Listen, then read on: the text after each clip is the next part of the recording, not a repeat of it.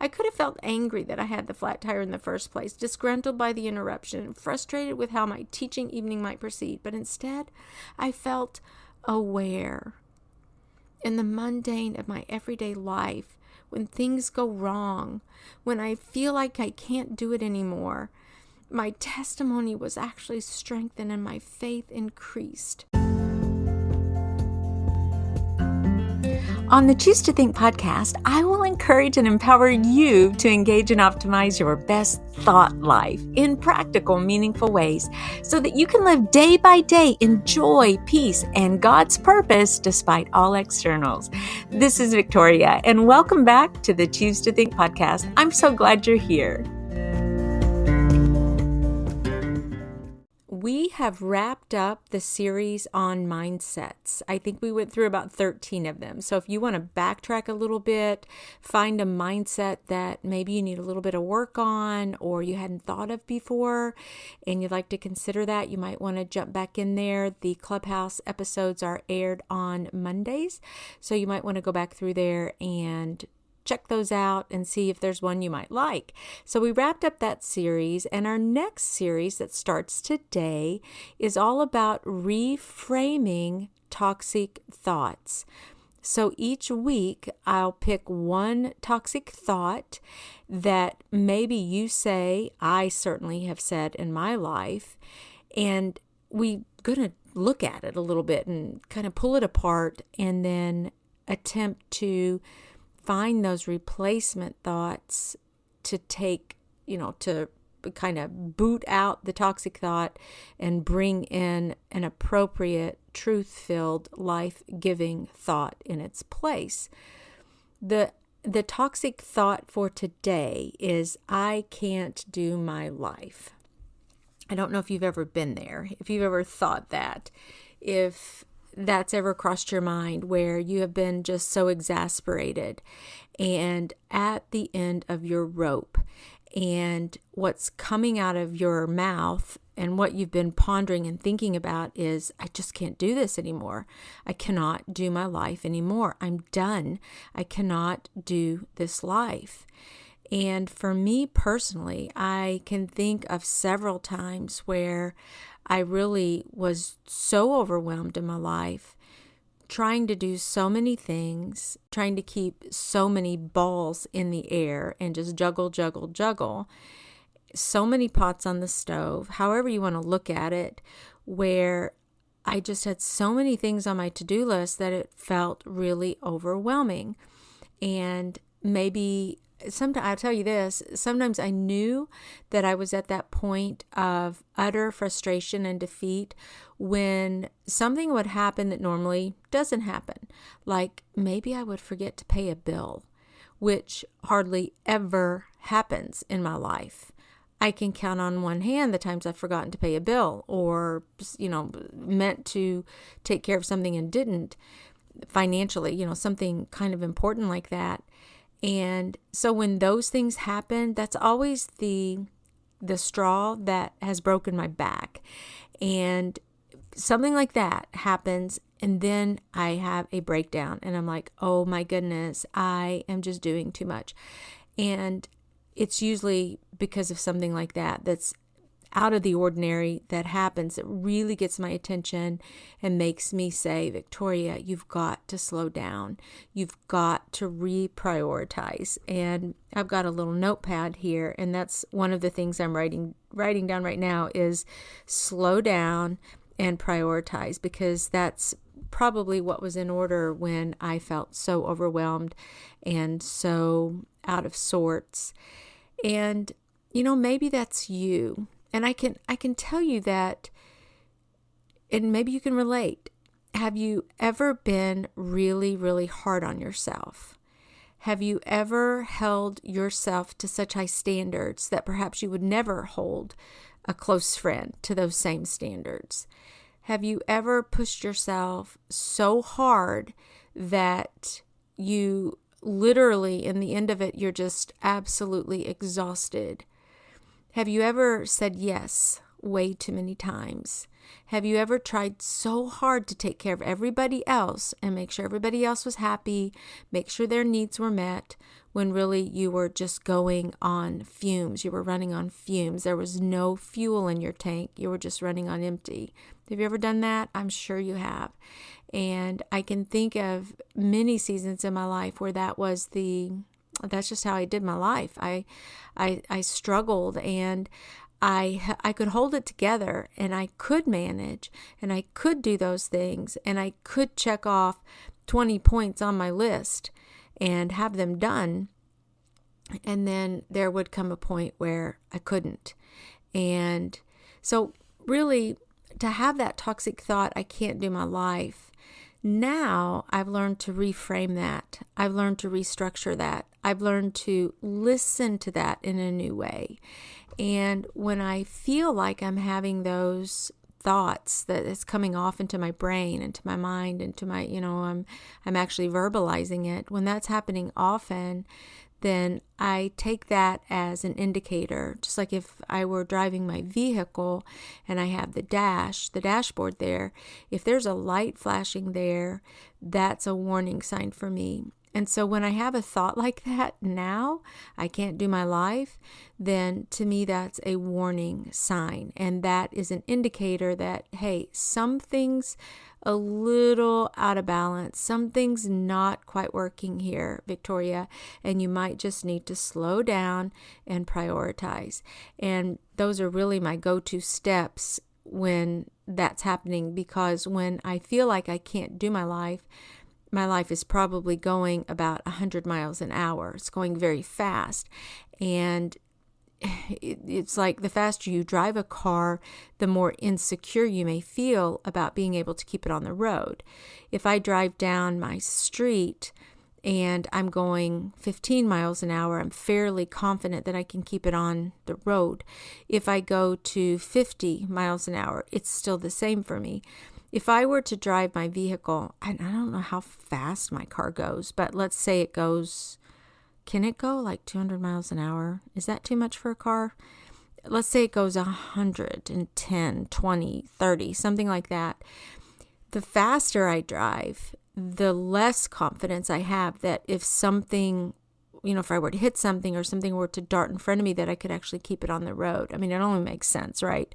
But the analogy is that the more our lives are going and going and going, and we're just not stopping, we're just human doings and not human beings, then we're at greater risk to come off track and to get off track.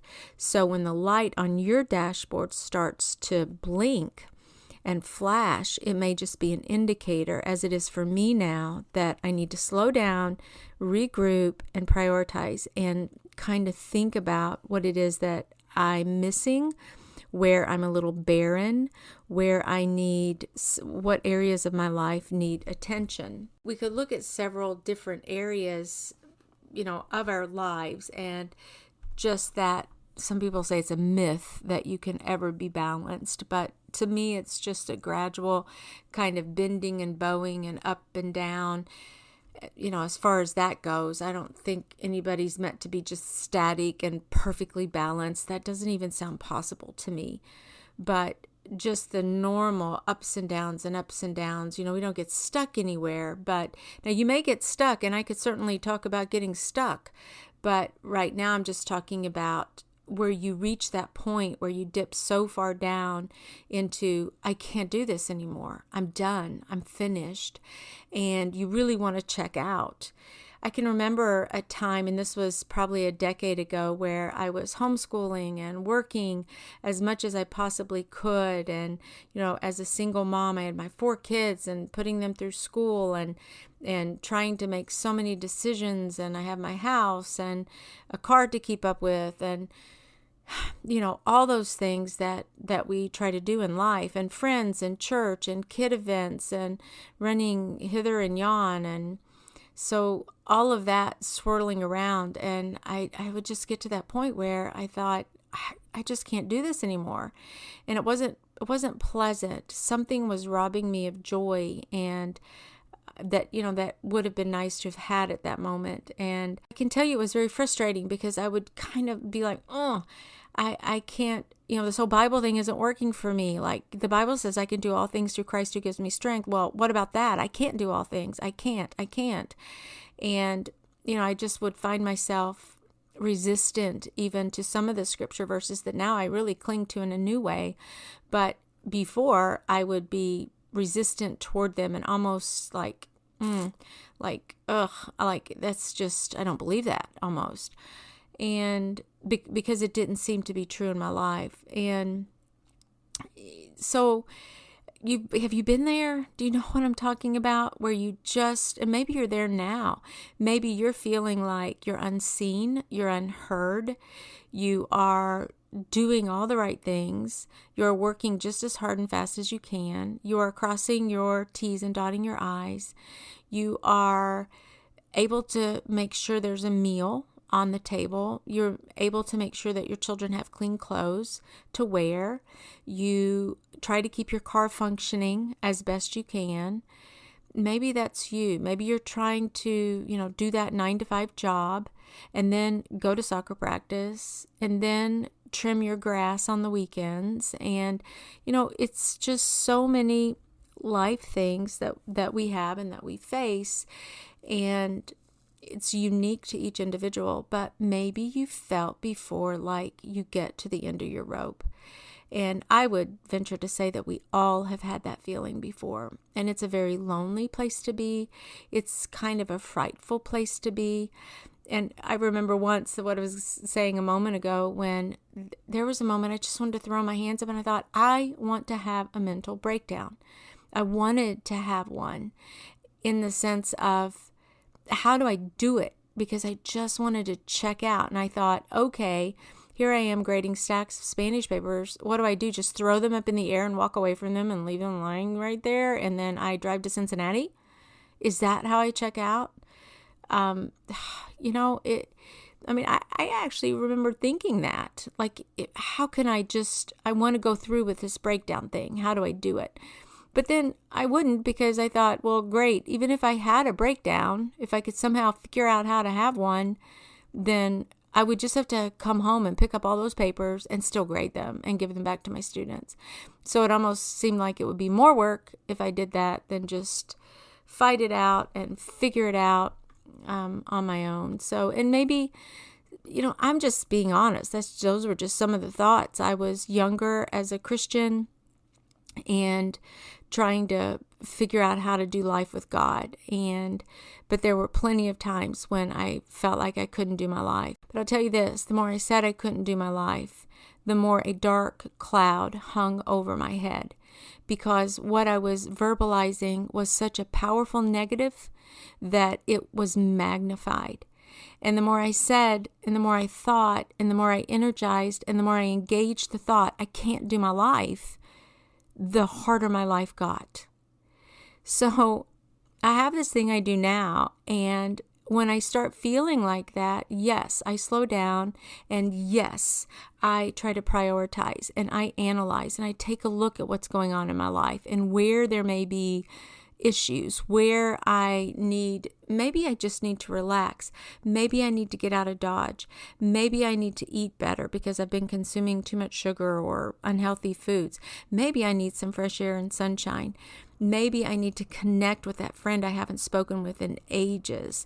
Maybe I need to spend more time with the Lord. Maybe I need to just get down on the floor before Him and cry. Crying is so cleansing, and I love it when I have one of those good cries, because I'm so restored after. Maybe I just need to pour out my heart to Him. There's so many things that when I get to that breaking point, that now as a more mature Christian, I've learned to ask myself, and I've learned to analyze, and I've learned to come at it in a way of, what is it I need to do? Where is it in my life? Which tank is really low? The emotional one, the physical one, the spiritual one? Where am I really, really, really running on empty, running on fumes? So I've learned to look at those now. And then I've also learned to prioritize some of the things that I have to do. I don't even call it a to-do list anymore. I call it a get-to-do list. I don't have to go help my daughter or my parents or my friend. I don't have to help these folks. I get to.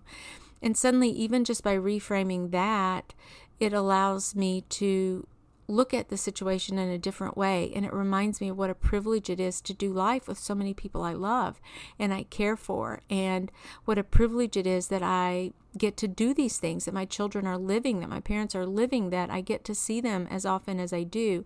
So that's a reframe we'll talk about maybe for another episode. But I can't do my life because it's just too hard. I've learned this little trick, and instead of giving way to a toxic thought like that, I've begun to ask myself, what if this were easy? What if everything I'm doing right now actually were easy?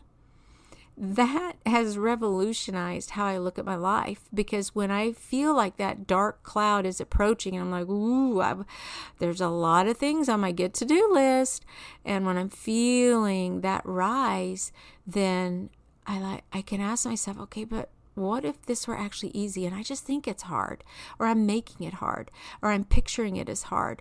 What if I could say, this is really just easy? And try it, because for some reason that really helped me. Even that little bit of a reframe helped me to get a new perspective on whatever I might have been going through. And I thought, well, if I thought this were easy, then I might not worry about X, Y, or Z regarding it, because, it's easy.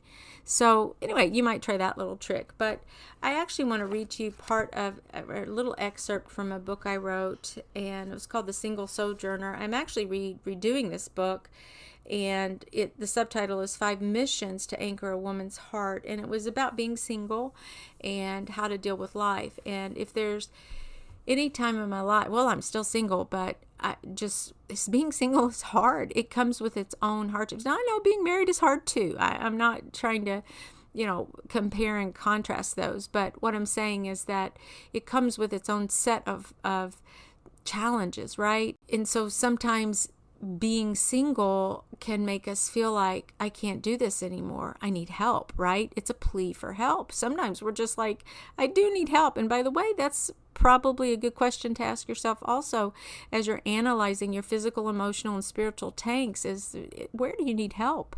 What is it? Maybe it's we could even add your practical tank in there, and just with the practicalities of life. And that's sort of what the story that I'm going to read, this excerpt from the book, which I'm redoing right now. It's available on Amazon, but I'm gonna, that's the first edition. I'm working on a second edition after I do my devotional, right? I'm writing out the devotional right now, and so I'm spending most of my time and energy on that. I remembered telling a story in the book, Single Sojourner, about an experience that I had, and this was a time in my life when, again, I was very productive, extremely productive, busy, whatever we want to call it, and it was just like maddening, and the art of making sure all of my tanks were filled and were appropriately filled and properly filled that was really a difficult task. Even it would be like, okay, I can't do my life. And so I was talking about, as a single, how we lack a certain sense of practical security. We do, of course, have inner security in the Lord, but in our humanness as singles, at times we may feel like we do life with one arm tied behind our backs. If we get a flat tire in our car and there's no one to call, we learn to fix the flat ourselves, or it doesn't get fixed, or we go for help. Speaking of flats, I've changed 4 to 5 of them now. And this was written back in 2013, I think. And it's true. For some reason, I had this issue with flat tires. I don't know why. If there was something in the road that could puncture a tire, I could somehow find it. I don't know why. And I bought good tires. It's not that I bought cheapy ones. I bought good ones. And still, I managed to get holes in them. I don't. And I changed brands and I researched and you name it. But at any rate, a flat tire has a special symbolic meaning, and maybe it's kind of like feeling like I can't do my life. It's that same flat tire feeling that you may be up against, and it's a practical application on life, right? Because practically speaking, we may get a flat. So Okay, so here's one particular flat story that I had, and it says this. On a scorching day in August, as I was driving to work, my tire blew. At this point, I was just matter of fact about it, and far more irritated than distraught. And I was saying things like this: at least it's not the engine, I reasoned that. Lord, please help me know what to do here, I pleaded.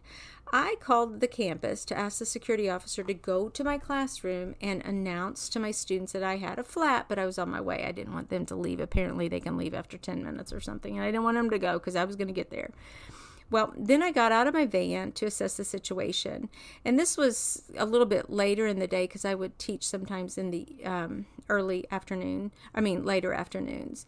I was wearing a skirt and high heels, so I was at once annoyed that I had chosen that day to dress up. Now, I knew I would get messy and sweaty, and so the tire was completely flat. It blew out a side radial. Have you ever had that happen? How on earth did that happen? I hadn't run over anything. It was an issue with the tire, I thought. Where's my jack? I was thinking, okay, I got to get the jack out. Oh, Lord, please help me get this done. These lug nuts are terribly tight. I know they are, right? They're so tight. So please give me the strength. Okay, here we go. So I felt so grateful that I had actually pulled off on a nice flat area off the road, and so I was out of harm's way at that point. So just I was getting the jack out, a huge white pickup.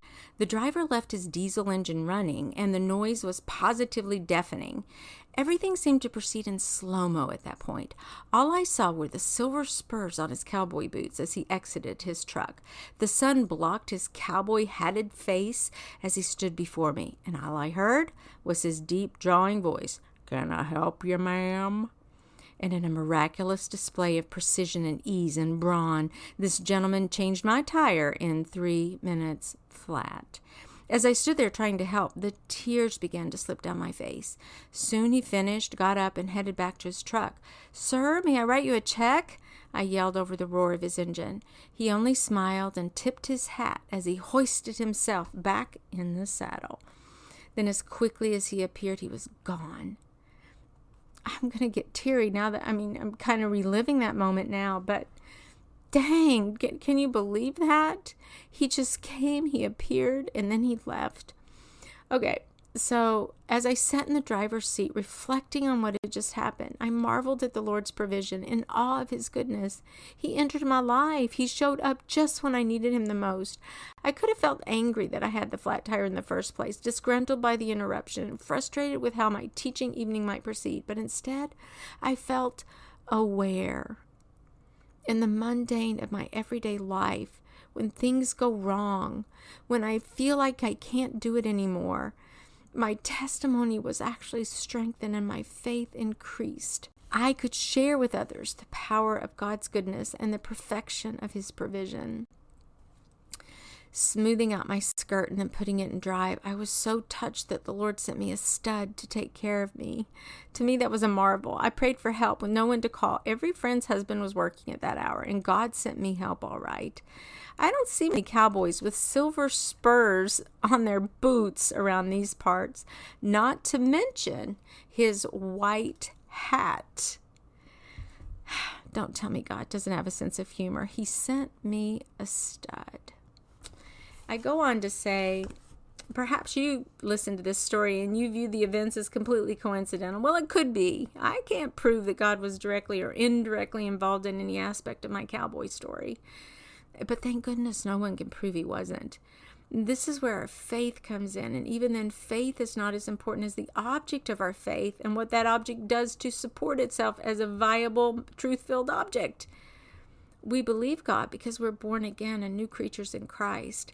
We believe God's word because there's no single book ever written with as much historicity, geographical and archaeological backing, extant proof, and inner cohesion and consistency as the Bible.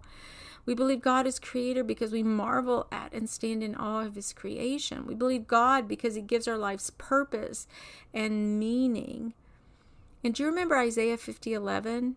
Well, what happens to those who light their own fires and provide themselves with torches to walk in the light cast by those fires? Yeah, they lie down in torment, basically. So all that to say, just think about this for a minute.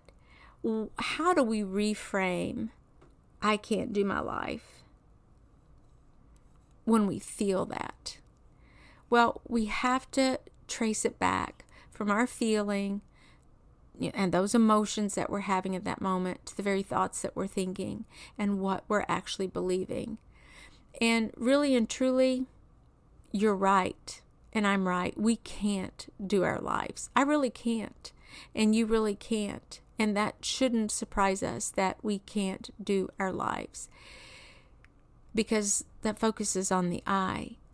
And the ability to reframe that thought into the truthful statement, I can do all things through Christ who gives me the strength, that brings us energy and that brings us life. Now, does that mean that we don't ask for help, or we don't self-care and make sure that we're doing right things and good things and healthy, wholesome things for ourselves? Of course not. We have a responsibility in all of that. But the bottom line is that God is here with us and that God will help us through these times, even when we feel so in such despair. And practically speaking, it's probably a call to action for you to slow down a little bit and to take inventory of what's going on and where your tanks are and where you need a little bit of assistance and what you need to say no to and what you need to let go of in your life. It's probably just a light flashing on your dashboard that you need to tend to so that you can come back into that joy and that joy is the best word, that happiness, that energy, that, where there's a bounce in your step as you're going about your day.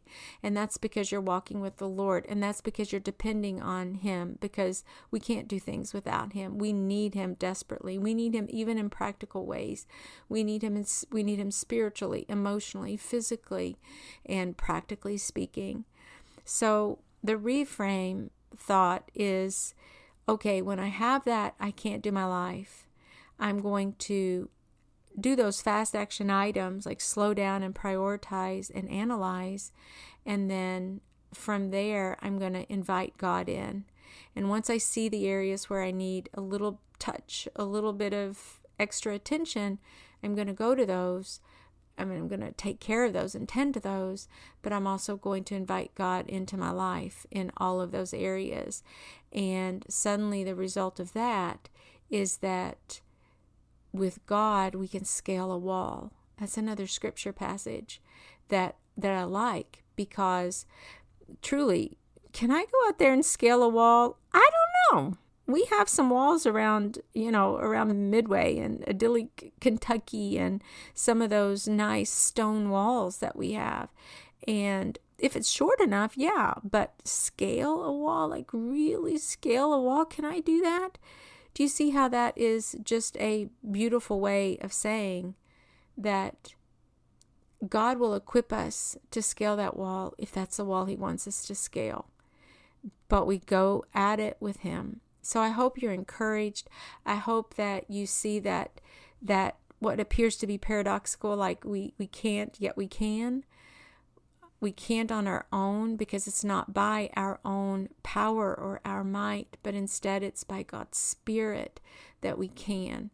And we need to bring His Spirit into every single bucket that we have, every single aspect of our lives.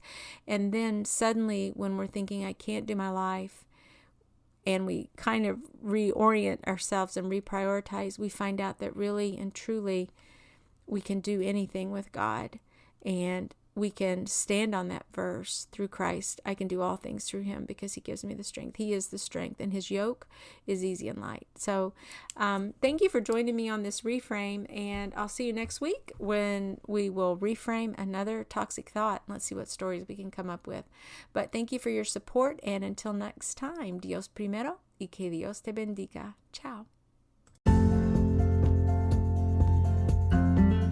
And that's a wrap, Brain Changer. Thank you so much for tuning in. And say, if you like what you hear, please consider sharing this link to the show with a friend or a family member who you think might be encouraged by the inspiring and hope-filled messages that I try to put out every single week. So thank you so much for your support. And until next time, Dios primero y que Dios te bendiga. Ciao.